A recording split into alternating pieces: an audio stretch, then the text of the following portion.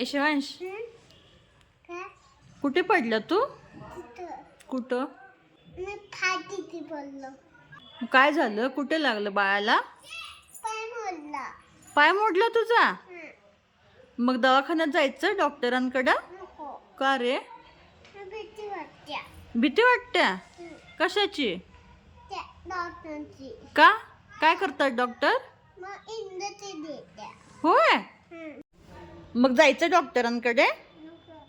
मग तुझा पाय मोडलाय की, नको. मग तुला चालायला कसं येणार? चालायला येतंय? खरं? बघू.